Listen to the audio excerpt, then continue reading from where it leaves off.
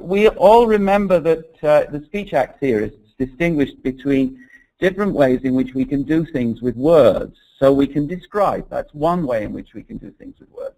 But we can also give commands or requests or make promises, or we can marry people or promote people or testify and so forth.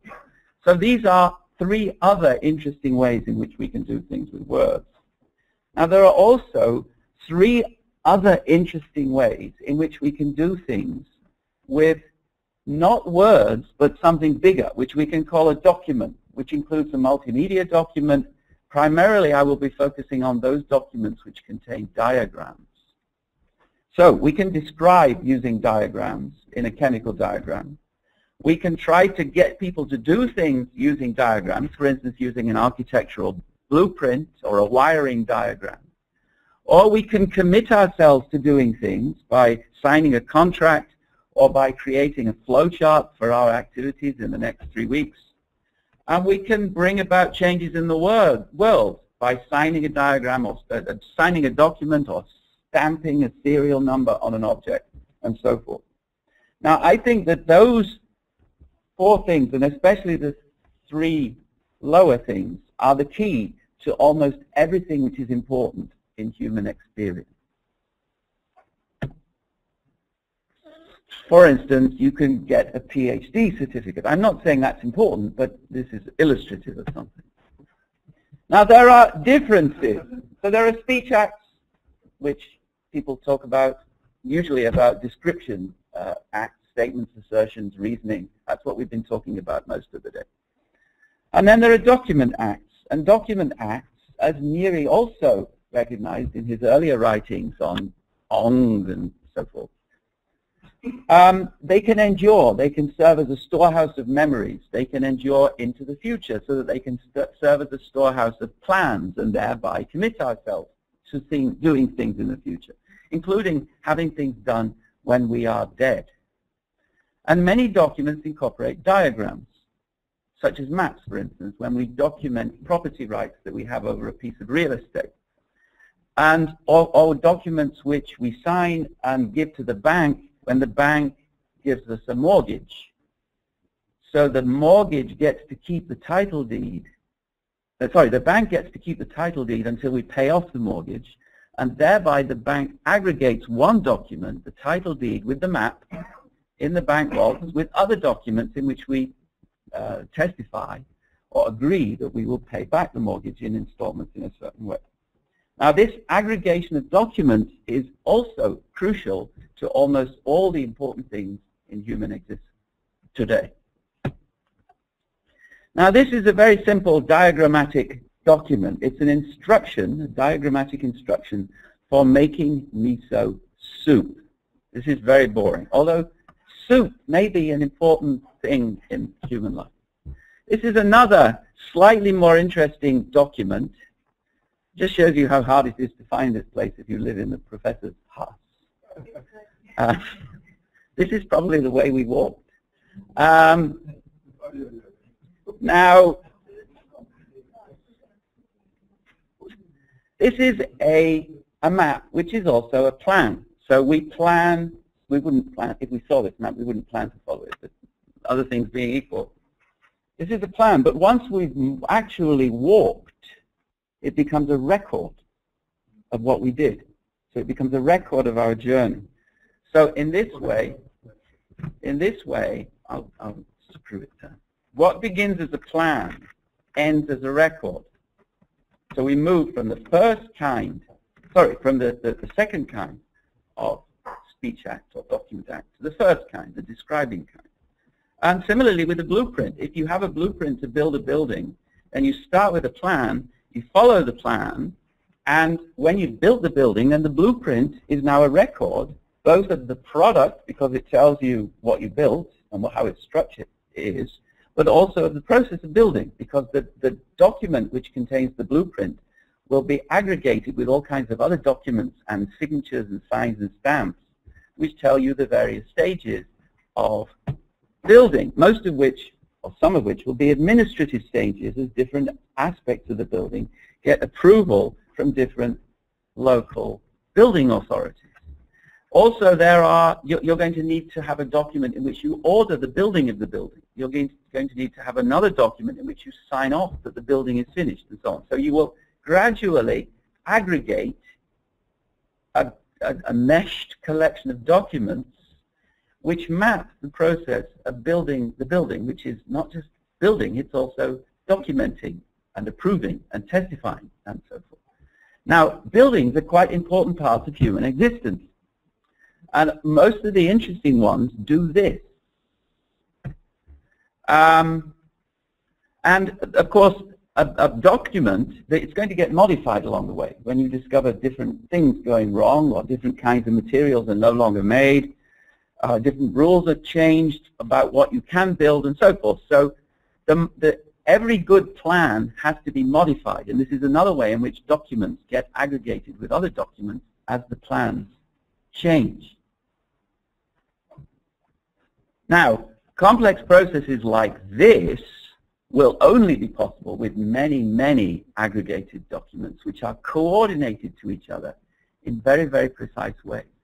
So ambitious architectural projects involve ambitiously, horizontally and vertically intermeshed document aggregates. And they can be built, they can be created only on the basis of such document aggregates, which start off as plans and become records. This is the D-Day landing. Now, it's been calculated that there were 4,600,000 documents which were created during the planning process for the D-Day landing. It was a very complicated process, which required a lot of very complicated coordination. That coordination was made possible by many, many horizontally and vertically intermeshed documents. Now, the Shang Dynasty, well, they invented writing, I guess. I didn't ask people before 1600 BC, but they also invented the first serious military operations. You can have serious organized military, serious standing army only if you have documents, so you have to have writing. Writing was very important to the Shang Dynasty because military combat was very important and they needed to do it on a very ambitious scale. So you can wage a large military campaign only if you have writing. Now, if anyone knows of examples of military campaigns with organized military before writing, I would be very interested. So this is a kind of hypothesis. Genghis Khan had a mail system which he used in order to wage his commands. And he had spies who went out drawing maps and sending them back on the mail system so that the wars could be planned more effectively. So again, this is a case where a very interesting aspect of human experience, defending yourself against the bad guys, is possible only because of many horizontally and vertically intermeshed documents. Now, there are some philosophers, Wittgenstein probably not, but Searle and Tuomela and Margaret Gilbert and Michael Bratman, who talk about collective action. So they've developed a philosophy of collective action, which I think is very interesting, but it's almost exclusively focused on tiny, local, interpersonal exchange between cooperating agents who all know what each other want and they agree. So, shall we go for dinner this evening? I say, and you say yes. So I'm too tired. But that would be an example of the sort of cooperative, agreement-based action which Michael Bratman, for instance, is focusing his work on. Now, all of the interesting aspects of human existence are not small, local, face-to-face, cooperative, agreement-based. They are based upon the fact that people work in or for large organizations. Some of them are alienated from those large organizations. They just do it for money. They don't share the intentions. They make a kind of deal. And they're always looking for ways of being somewhat lazier than the deal requires. So they do not intend to realize the goals of the organization. Rather, they intend to fit in and make do, and the organization takes account of that. It harnesses their activity in order to fulfill its objectives, but it doesn't do that on the basis of their agreement. So Adam Smith made a point about this, that you will get the best results if you do not assume that everybody is out for the good of the community.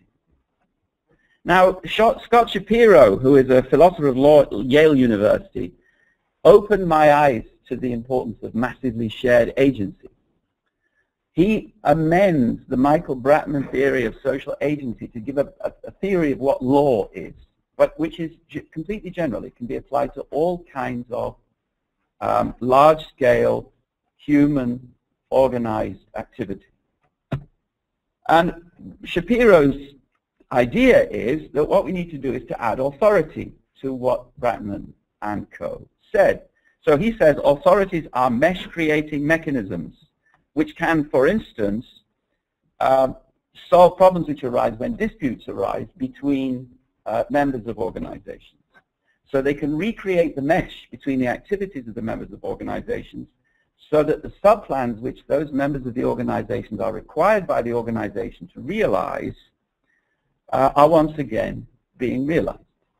So authorities come in and break up disputes. They settle disputes. If necessary, by throwing people out of the organization. I think this is obviously right, that massively shared agency presupposes authority, and that mesh creation by means of authority is indispensable to any large-scale activity.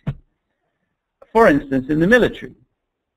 So you can't run a large-scale military organization without modules which are hierarchically organized with authority relations going down, with horses carrying maps and messages from the top to the bottom, telling the people at the front what they have to do. This is the Dutch army, which is very cleanly colorful. But all of these images belong to standard military symbology. So practically everything which is important to a military plan is captured in terms of standard symbols like this.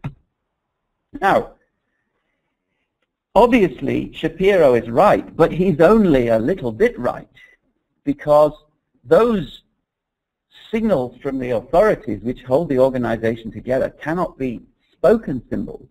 And if the organization looks like this, then you need to have some way of communicating by appropriately meshing vehicles in order that the orders get to the right people through the appropriate stages of suborders and suborders to get down to the subplans and the sub-subplans and so on.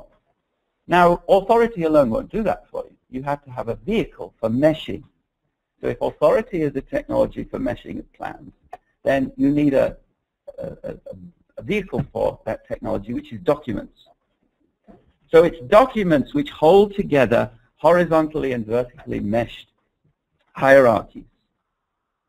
So it's documents which establish the vertical authority relations in the first place. It's documents which make the kernel a kernel. Documents create obligations.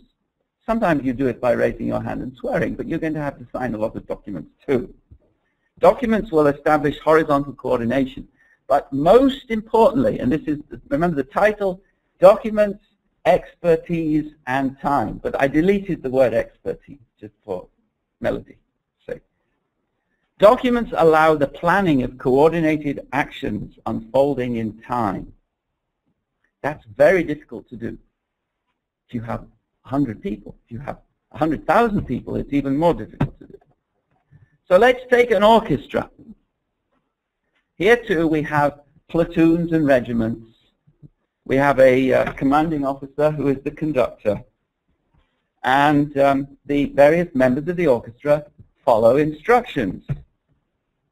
So when they join up, they sign pieces of paper which obligate them to follow the instructions. But the instructions are distributed in a very interesting way by meshed diagrammatic documents called musical scores. It's musical scores which communicate the instructions to the players about what to do next. And the musical scores are meshed. So you have the orchestral score, and then you have the individual scores for the violins and the violas and so forth. So this is how to do things with diagrams. You couldn't create a musical work without scores, just as you couldn't create a large-scale military campaign without written orders. You couldn't rehearse without scores. You couldn't tell people that they're playing wrongly without scores. This has something to do with the private music argument. Music could not be performed without both scores and rehearsal. So in principle, if you rehearse often enough, if you drill your players, the actual performance can be without a score, but you couldn't rehearse without a score. All right, so that is so. This is the final element which Shapiro also leaves out. How do documents hold together these horizontally and vertically and diachronically, temporally meshed hierarchies? The answer is drill, preferably with a stick. So, documents, including documents with diagrams, are inert, so they don't speak to you all by themselves. They only have some kind of animating power if the users have expertise. How do they get to have expertise? Through training. So that's why musicians train so much. That's why they drill so much. That's why they have so many rehearsals, because they need to become experts in interpreting the documents. So the modular, so we have the modularity, which is presupposed by the horizontal and vertical meshing. Each module has its own coordinated mode of action, which has been drilled into the agents through training. So this is shared practice. Coordinated activity rests upon shared practice, which rests upon expertise, which can be acquired only through drill. Drill in how to execute diagrams. Now the Army uses big diagrams. This is a map table. And some of them are just sand tables.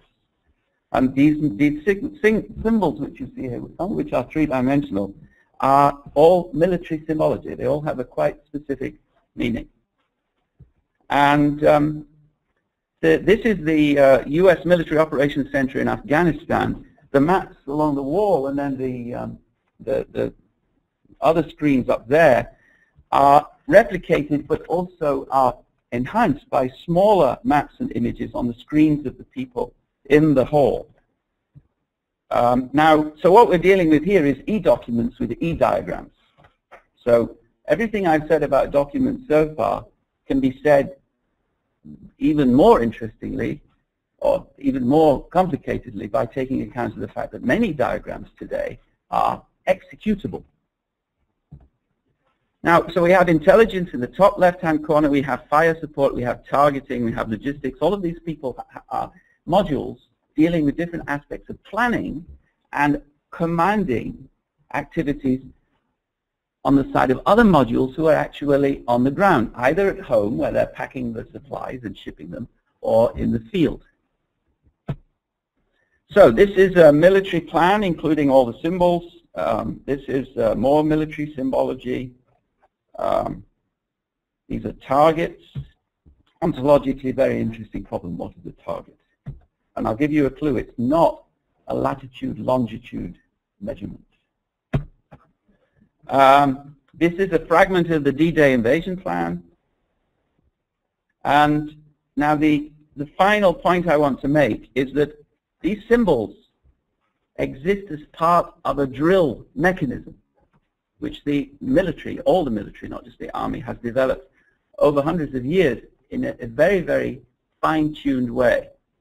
So they have created training modules, Army field manuals, which are made of text full of diagrams, which are designed to create the necessary expertise on behalf of each unit, with each kind of expertise needed to perform each kind of subplan within the nested collection of plans, which are typical of any given engagement. Of course, once you get into the field, all the expertise that you've acquired through drilling will need to be subtly and often violently upset by what goes on in the field. But because everybody's been drilled, they all know how each other will react to those upsets.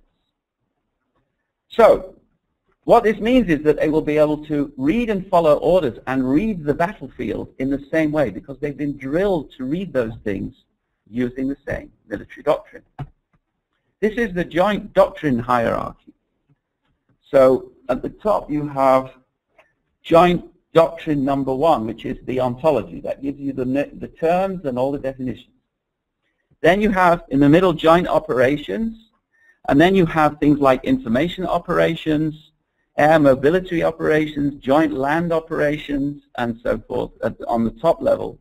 And then as you go down, you have Army special operations, you have joint special operations, you have Air Force special operations. So there's a hierarchy. Each doctrine at the higher level is used for the more specific doctrines on the lower level. So training is created in such a way as to guarantee horizontal coordination, meshing of the activities of the modules at the more specialist levels down below. And most of this is words, books actually. These are manuals. Read them. But some of them are full of pictures. And these pictures are used to motivate exercises which go on over and over again. Now, I think I'm probably going to stop there. I've probably said enough.